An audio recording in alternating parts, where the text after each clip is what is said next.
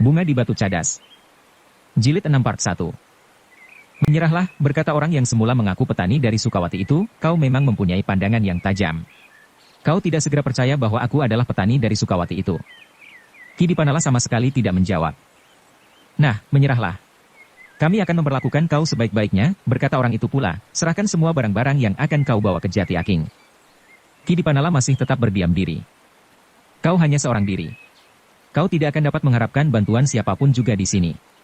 Aku memang masih melihat, seorang dua orang lewat sebelum kau, jika sekarang masih ada juga yang melihat kita berdiri di sini, mereka tidak akan berani berbuat apapun juga. Aku tidak mengharap siapapun juga, desis Ki Dipanala, aku percaya kepada diriku sendiri. Omong kosong, orang yang mengaku petani, dari Sukawati itu tertawa, suaramu bergetar. Kau sedang ketakutan. Aku adalah lekas seorang prajurit. Adalah suatu anugerah bahwa aku masih tetap hidup setelah tugasku selesai. Dengan demikian maka mati bagiku bukan lagi bayangan yang menakutkan. Tetapi mungkin bagi kalian, karena selama hidup kalian, kalian selalu berbuat dosa, sehingga mati adalah akhir yang paling mengerikan bagi kalian, kalian akan sengsara di akhirat. Tutup mulut, bentak penyamun itu, jangan menakut-nakuti aku dengan kepercayaan tahayul semacam itu. Tidak seorang pun yang dapat berbicara tentang mati. Tidak ada kehidupan setelah mati itu. Jika benar demikian, kenapa aku takut mati, potong Dipanala, apalagi aku percaya bahwa ada kehidupan akhirat yang abadi dan surga yang dijanjikan bagi mereka yang percaya kepada Tuhan yang Maha Suci dan tidak ada sekutu baginya, dan kepercayaan itulah yang membuat aku semakin tidak takut kepada mati. Persetan, sahut penyamun itu, jika kau tidak takut kepada mati, maka kau akan takut menjelang saat-saat matimu, karena kami berempat dapat berbuat apa saja atasmu sebelum kau mati. Aku tidak akan menyerahkan leherku untuk kau jerat, tetapi kau tidak akan berdaya menghadapi kami berempat. Pilihlah. Menyerah, dan aku akan membunuhmu segera, atau kau akan melawan tetapi berakibat sangat buruk di saat menjelang mati. Yang kedua. Tetapi tidak seluruhnya. Aku akan melawan dan membuat kalian menyesal sebelum kalian mati. Omong kosong, salah seorang dari para penyamun yang selama itu mengikuti pembicaraan menjadi sangat marah. Lalu, kita terlalu banyak berbicara. Mari. Kita serat dan kita bunuh segera. Ya, sekarang, sahut yang lain. Ki Dipanala tidak menyahut.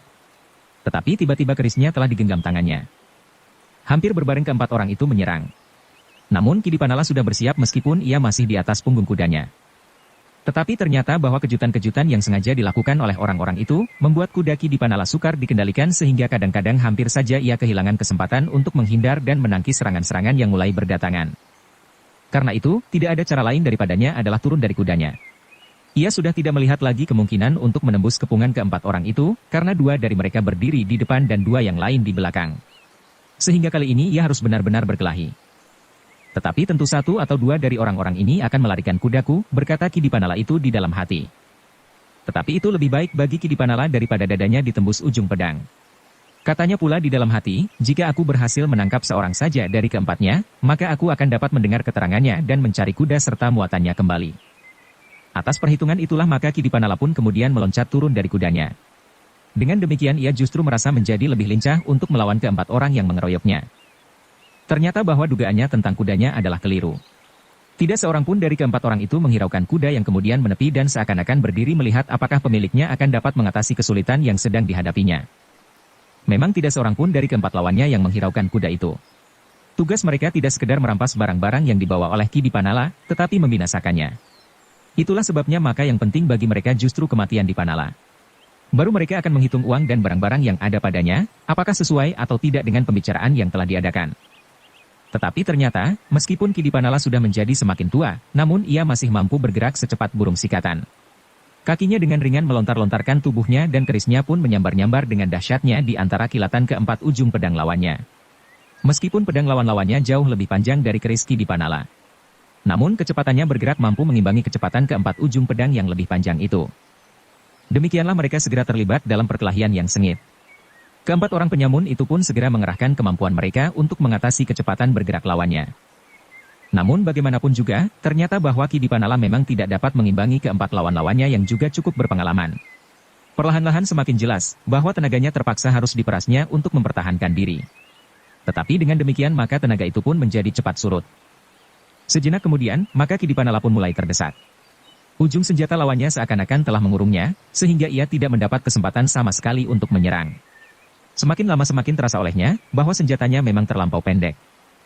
Namun demikian tidak terkilas pada Ki Dipanala untuk menyerah. Ia harus bertahan atau menyelamatkan diri. Bukan karena ia takut mati. Tetapi ia harus mendapat keterangan, apakah latar belakang dari penyamun ini sekedar barang-barangnya, atau benar-benar suatu usaha pembunuhan atas dirinya.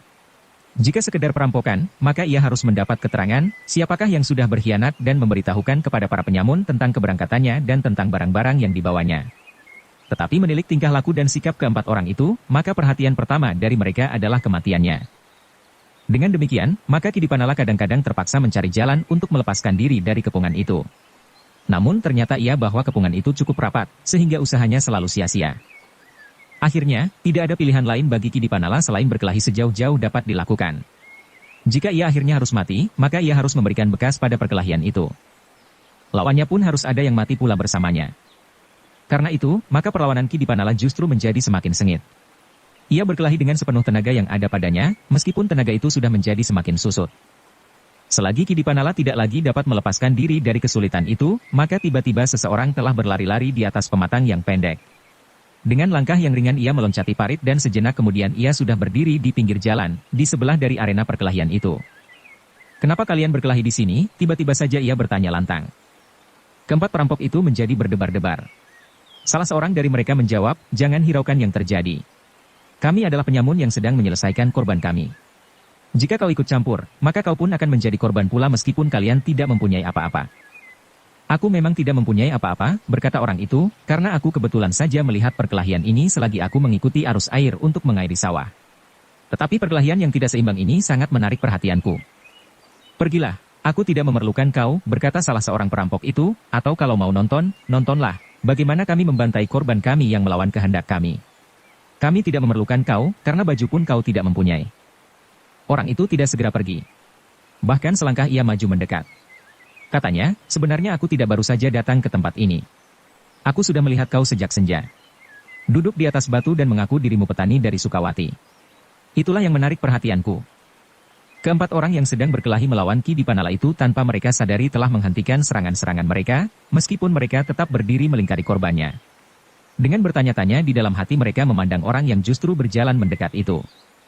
"Aku tertarik pada pakaian dan pengakuanmu kepada Paman Dipanala," berkata orang itu kepada yang berpakaian seperti petani dari Sukawati. "Semula aku menyangka, karena aku hanya melihat dari jarak yang agak jauh bahwa kau benar-benar petani dari Sukawati itu. Itulah sebabnya aku menunggu sejenak dan kemudian berusaha mendekat. Tetapi ketika aku melihat kau menyamun, maka aku memastikan bahwa kau sama sekali tidak ada hubungan dengan petani dari Sukawati itu." "Persetan! Siapa kau?" bentak orang yang mengaku petani dari Sukawati itu. Orang itu tidak menjawab. Tetapi ia melangkah semakin dekat. Dalam keremangan malam, maka semakin dekat, Kidipanala pun menjadi semakin jelas, siapakah orang yang dalang itu. Meskipun ia belum begitu rapat mengenal anak muda itu serapat Raden Juiring, namun akhirnya ia mengenal juga. Karena itu, maka katanya kemudian, "Buntal. Bukankah kau Buntal?" "Ya Paman. Aku tahu benar, bahwa Paman sedang dalam bahaya, karena sudah agak lama aku berada di sini, justru karena orang yang berpakaian seperti petani dari Sukawati itu. Pakaian itu sangat menarik perhatianku, sehingga aku mendekatinya dengan diam-diam, karena aku masih meragukannya. Aku mulai curiga karena orang itu tidak mengetahui kedatanganku, sehingga orang itu pasti tidak mempunyai Aji Sapta Pangrungu, atau jika bukan Aji Sapta Pangrungu maka pendengarannya masih belum terlatih cukup baik untuk menangkap kehadiran seseorang di sekitarnya. Gila, potong orang itu, kau berada pada jarak yang terlampau jauh bagi pendengaran yang bagaimanapun juga tajamnya." "Oh, mungkin begitu. Tetapi akhirnya aku yakin, bahwa Paman Dipanala telah dicegat oleh beberapa orang penyamun di Bulak Jatisari yang panjang ini." "Ya. Aku tidak ingkar. Bukankah aku sudah mengatakan sejak kau datang? Tetapi tentu tidak mungkin bahwa aku harus begitu saja meninggalkan Paman Dipanala yang sedang menghadapi bahaya maut." "Siapa, kau sebenarnya, siapa?" "Paman Dipanala sudah menyebut namaku, Buntal. Aku tinggal bersama-sama Raden Juiring di Padepokan Jati Aking." Sejenak para penyamun itu termenung. Namun kemudian salah seorang berkata, "Ya, bukankah nama itu disebut-sebut juga oleh kawan kita itu?" Yang lain mengangguk-anggukan kepalanya. Mereka mengerti bahwa orang inilah yang dimaksud oleh Mandra, anak muda yang ada di Padepokan yang harus diperhitungkan juga. "Ya," sahut yang lain, "anak ingusan ini memang suka mencampuri urusan orang lain," lalu katanya kepada Buntal, "Buntal, aku masih memberimu kesempatan. Aku akan merampok semua milik Kidipanala dan membunuhnya sekali karena sudah melawan kehendakku sejak pertama kali aku memberinya peringatan. Pergilah, atau kalau kau mau nonton, nontonlah." Kemudian katakan kepada Raden Juwiring, bahwa kiriman baginya sudah habis dirampok orang, sedang Ki Dipanala sudah terbunuh di tengah jalan sebagai seorang pahlawan yang mempertahankan tanggung jawabnya. Kau mengerti? Sayang, bahwa aku tidak dapat berbuat begitu, jawab Buntal, aku mengenal Ki Dipanala dengan baik. Aku mengenal Raden Juwiring yang akan menerima barang-barang itu, dan bahkan aku tentu akan mendapat bagian pula apabila barang-barang yang akan kau rampok itu sampai ke padepokan. Ki, kau sekedar ingin mendapat bagian? Aku akan memberimu, sahut perampok itu. Itu tidak baik. Aku akan menerima barang-barang yang sudah bernoda darah meskipun jika Ki Dipanala terbunuh, tidak ada yang akan dapat mengatakan dari mana aku mendapatkannya. Tetapi pada suatu saat orang-orang dari Ranakusuman akan mengenal barang-barang itu. Dan aku akan digantungnya pula. Tetapi jika aku menerimanya langsung dari Ki Dipanala, aku dapat memakainya dengan tenang. Diam, bentak orang yang berpakaian seperti petani dari Sukawati, kau mau pergi atau tidak? Buntal menggeleng, tidak. Jika tidak, aku akan membunuhmu. Silahkan. Aku akan membantu Ki Dipanala. Jika aku dapat mengurangi seorang saja dari keempat lawannya, maka Paman Dipanala akan dapat bertempur dengan baik melawan 3 orang di antara kalian. Persetan, tiba-tiba orang yang berpakaian petani itu menggeram, bunuh anak ini. Serahkan Dipanala kepadaku berdua, dan kalian berdua membunuh anak yang gila itu, supaya pekerjaan kita cepat selesai. Setelah anak itu mati dan kau lemparkan ke dalam parit, kita bunuh Dipanala pula. Ya, sahut yang lain, mencampuri persoalan orang lain. Orang-orang itu tidak menunggu lebih lama lagi. Sejenak kemudian mereka sudah berloncatan menyerang. Yang 2 orang menyerang Buntal, dan 2 yang lain menyerang Ki Dipanala. Menurut perhitungan mereka, membunuh Buntal tidak memerlukan waktu sepanjang membunuh Ki Dipanala. Namun baik Buntal, maupun Ki Dipanala sudah siap pula menghadapi segala kemungkinan, sehingga karena itu, maka mereka pun masih sempat mengelakkan serangan-serangan pertama itu, dan membalas dengan serangan-serangan yang tidak kalah cepatnya pula. Dalam pada itu, Buntal yang tidak siap untuk bertempur, tidak membawa senjata yang memadai untuk melawan 2 buah pedang di tangan 2 orang penyamun yang garang. Yang ada padanya hanyalah sebuah parang pembelah kayu yang dibawanya bersama sebuah cangkul ke sawah. Dan parang itulah yang kemudian dipergunakannya untuk bertempur melawan sepasang pedang lawannya. Orang yang menyebut dirinya petani dari Sukawati itu menyangka bahwa 2 orang kawannya akan segera membunuh Buntal. Dengan demikian maka mereka akan segera dapat menyelesaikan Dipanala yang sudah hampir kehabisan tenaga itu. Meskipun ia masih tetap lincah. Tetapi melawan 4 orang, ternyata ia tidak dapat berbuat banyak. Tetapi ternyata perhitungan itu tidak tepat. Meskipun hanya mempergunakan sebilah parang pembelah kayu, namun anak muda yang bernama Buntal itu ternyata memiliki kemampuan yang tinggi. Para penyamun itu tidak mengetahui betapa tekunnya anak muda ini berlatih. Bagaimana Buntal setiap hari berusaha menambah kekuatan jasmaniah dan keprigelan bermain senjata. Karena itulah, maka melawan 2 orang penyamun itu, ia tidak segera dapat mereka kuasai. Bahkan sebaliknya, Buntal sekali-sekali berhasil membuat lawangnya menjadi bingung. Dalam pada itu, meskipun tenaga Ki Dipanala sudah susut, tetapi kini seakan-akan ia hanya menghadapi separuh dari lawan-lawannya yang terdahulu. Karena itu, maka ia pun masih juga sempat bernafas. Sekali-kali bahkan ia sempat menyaksikan bagaimana Buntal dengan kekuatannya yang luar biasa kadang-kadang berhasil mendesak lawannya. Setiap benturan senjata, membuat tangan lawannya menjadi sakit dan pedih. Jika Buntal saat itu menggenggam pedang yang kuat, maka ia akan segera berhasil melemparkan senjata-senjata lawannya apabila lawan-lawannya tidak menghindari benturan langsung dengan senjatanya. Kali ini lawan-lawannya lah yang berusaha melepaskan senjata Buntal. Mereka menyangka bahwa parang pembelah kayu itu akan segera terlepas dari tangan anak muda itu. Tetapi yang terjadi adalah sebaliknya. Tangan kedua orang itulah yang menjadi pedih.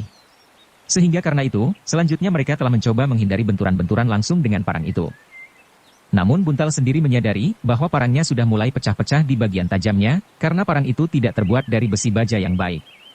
Tetapi dengan demikian maka tajam parang Buntal itu bahkan seakan-akan menjadi bergerigi mengerikan. Demikian perkelahian di kedua lingkaran itu menjadi semakin seru. Ternyata Ki Dipanala yang hanya melawan 2 orang lagi itu masih juga mampu bertahan. Bahkan kadang-kadang ia masih sempat mendesak lawannya pula. Sekali-sekali ia berhasil menyerang dengan garangnya sehingga hampir saja mengenai sasaran.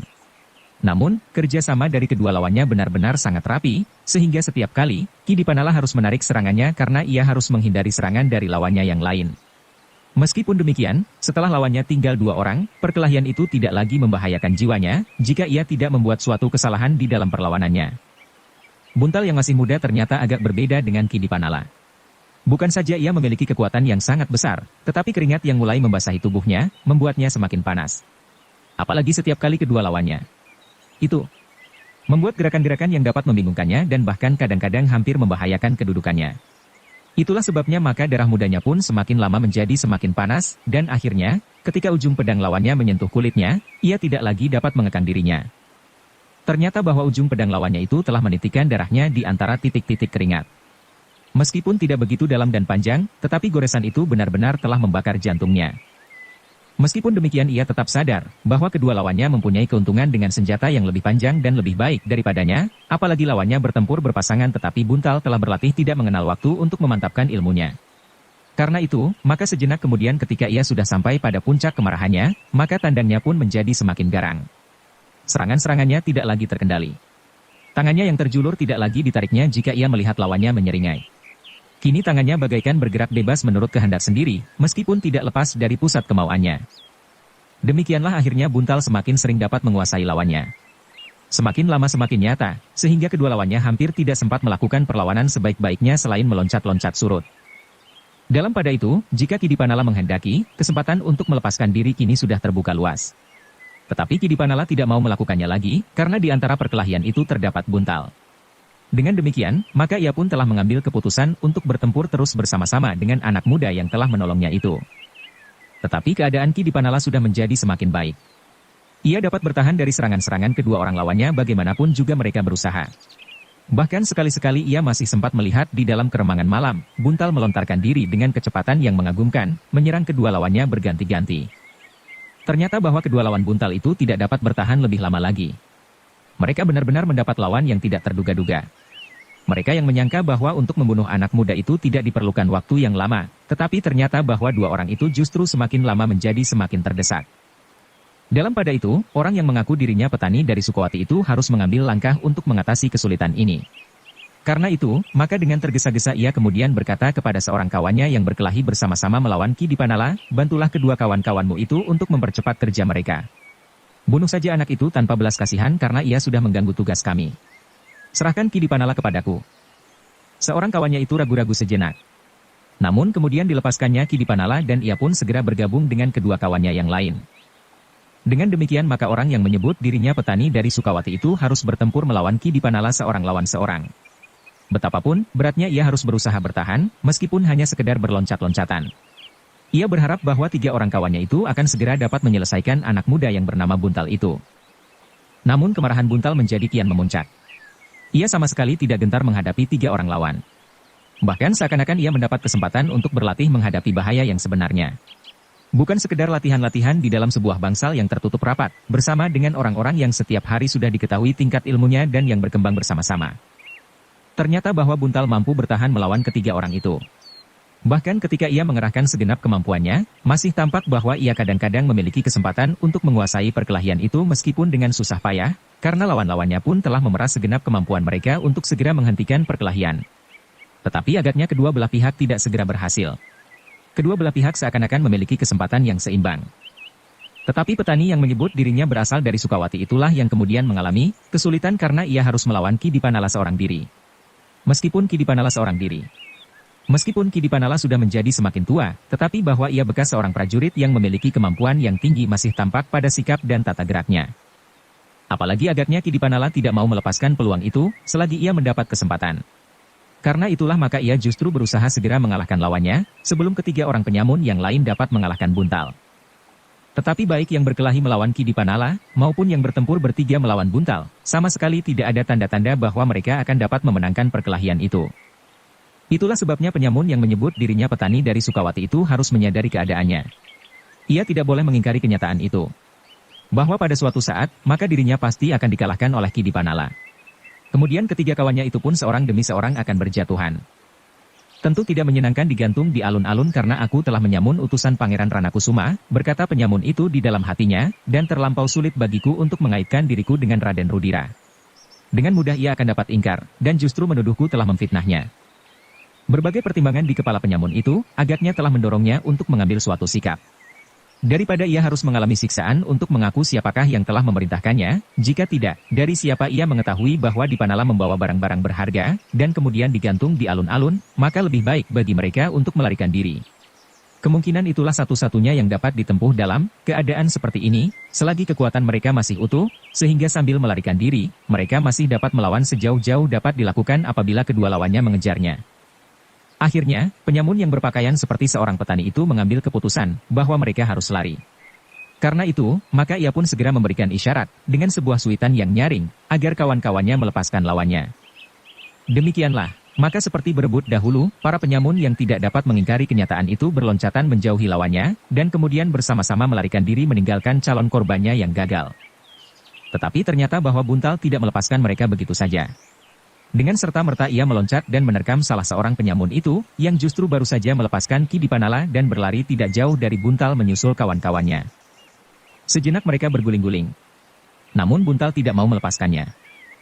Dengan sekuat tenaganya, penyamun yang mengaku dirinya sebagai petani dari Sukawati itu mencoba melepaskan diri. Tetapi kejutan-kejutan yang tiba-tiba, dan yang karena itu telah membantingnya ke tanah, telah melepaskan senjatanya dari tangannya. Karena itu yang dapat dilakukannya adalah melawan buntal dengan tangannya. Tetapi buntal pun cukup tangkas. Sebuah pukulan mengenai tengkuk orang itu, sehingga pandangan matanya pun kemudian menjadi berkunang-kunang. Hampir saja ia menjadi pingsan. Namun dengan demikian, maka kekuatannya pun bagaikan lenyap sama sekali. Selagi ia bertahan agar matanya tidak menjadi gelap sama sekali, buntal telah berhasil memilin tangannya ke punggungnya dan menekan tubuhnya pada tanah berbatu-batu. Dalam pada itu, kawan-kawannya yang sedang berlari sejenak berhenti termangu-mangu.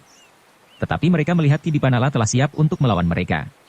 Apalagi ketika mereka melihat kawannya itu sama sekali tidak berdaya. Karena itulah maka mereka menganggap bahwa lebih baik lari menyelamatkan diri daripada ikut tertangkap seperti kawannya yang seorang itu. Ki Dipanala yang sebenarnya sudah cukup payah tidak mengejar ketiga penyamun yang sedang berlari. Baginya cukup seorang saja yang dapat ditangkap. Yang seorang ini pasti akan dapat memberikan banyak keterangan. Bahkan dari yang seorang ini pasti akan diketahui di mana persembunyian ketiga kawan-kawannya itu. Karena itu, ketika Ki Dipanala melihat buntal memilin tangan orang itu sehingga orang itu menyeringai kesakitan, ia pun segera mendekatinya. Jangan kau patahkan tanganku, orang itu hampir berteriak. Kau harus dibunuh karena kau sudah berniat membunuh Paman Dipanala. Tidak. Aku tidak benar-benar akan membunuhnya. Aku hanya akan merampas barang-barangnya. Aku tidak percaya. Kau sudah siap membunuhnya. Karena itu, kau pun harus mati. Buntal yang marah itu pun segera menarik rambut orang yang sudah tidak berdaya itu. Sekali ia membenturkan kepala orang itu pada batu yang berserakan di sepanjang jalan. Jangan, orang berteriak. Jangan, terdengar suara Ki Dipanala di belakang buntal. Aku akan membunuhnya, berkata buntal, aku akan membunuh dengan tanganku. Kau tidak dapat membunuhnya. Orang ini harus diserahkan kepada wenang yang akan mengadilinya. Kita tidak dapat menghukumnya sendiri. Tetapi ia adalah seorang penyamun paman. Ia akan membunuh kita jika kita tidak membunuhnya. Ia tidak berhasil membunuh kita. Kita membela diri. Kita sudah menangkapnya. Ia sudah tidak akan dapat melawan lagi. Tidak ada orang yang tahu apa yang telah terjadi sebenarnya. Kita masing-masing mengetahuinya. Buntal menarik nafas dalam-dalam. Sekilas terbayang saat dirinya sendiri terbaring di jalan ini pula. Di Bulak Jatisari, pada saat ia diketemukan oleh Juwiring dan Kiai Danatirta.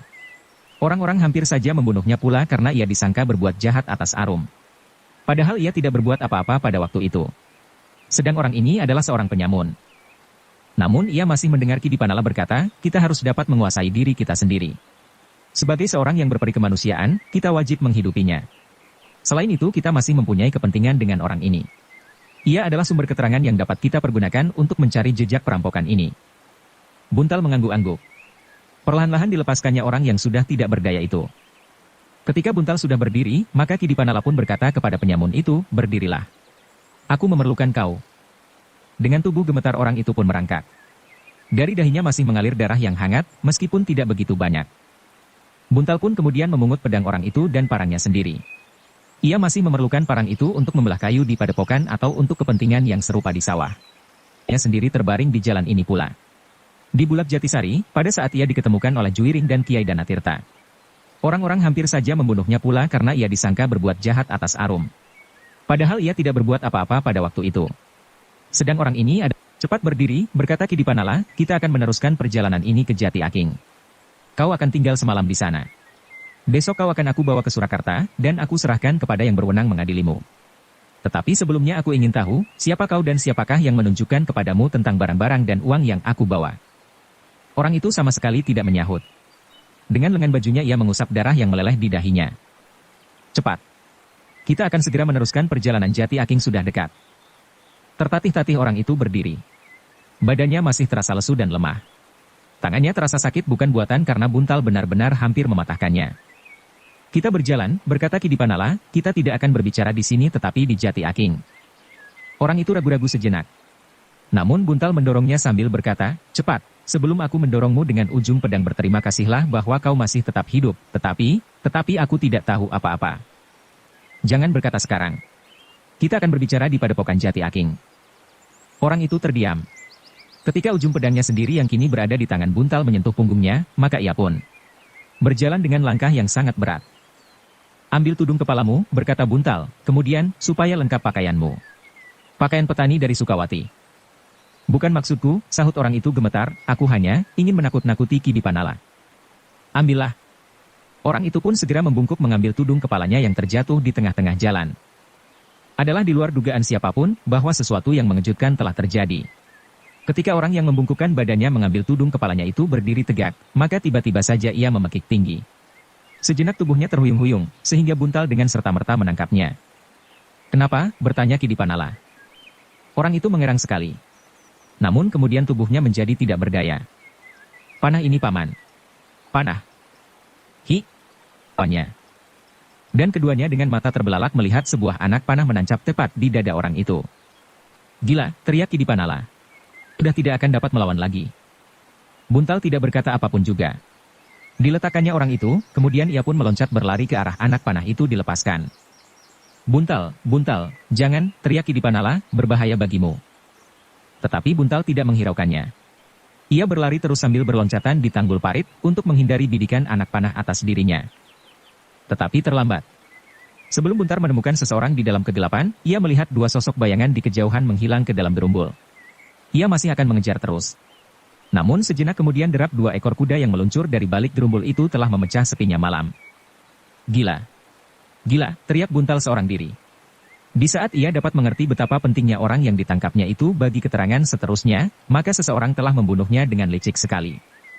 Sambil mengumpat-umpat Buntal berlari-lari kembali mendapatkan orang yang telah terbaring di tanah. Diam. Meskipun masih terdengar nafasnya satu-satu, tetapi orang itu hampir sudah tidak memiliki kesadaran akan dirinya lagi. Sambil menempelkan mulutnya di telinga orang itu, Kidipanala berkata, sebutkan, siapakah yang telah menyuruhmu mencegat aku?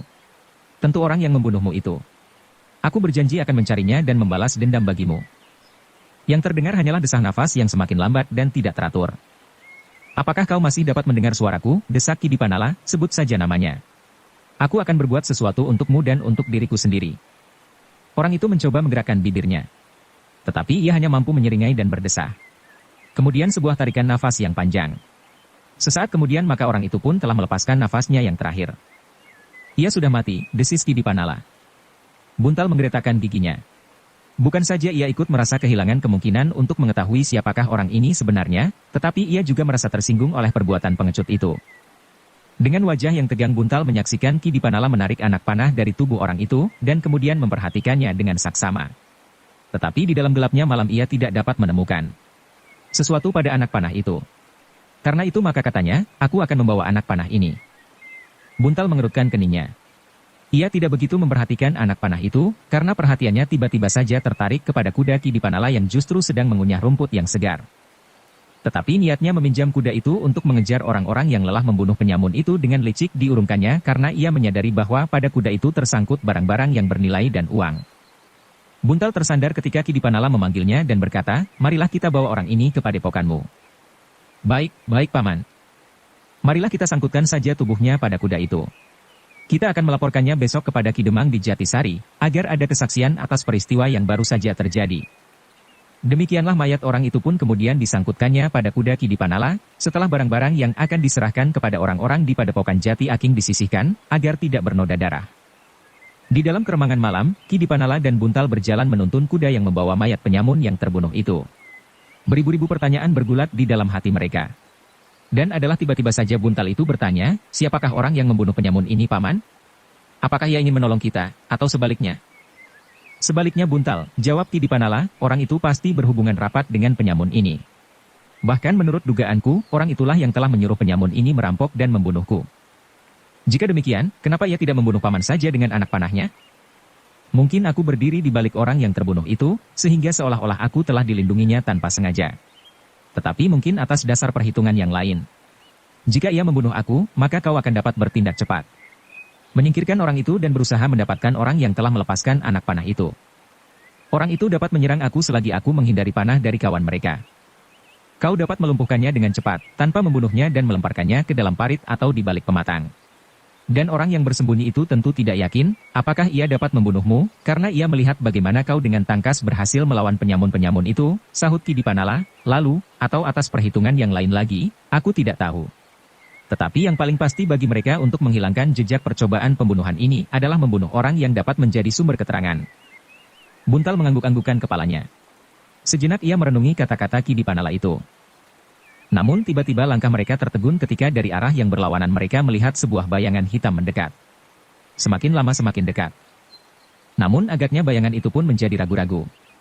Langkahnya diperlambat dan sikapnya menjadi sangat berhati-hati. Siapa? Buntallah yang bertanya pertama-tama. Buntalkah itu? Terdengar orang itu justru bertanya.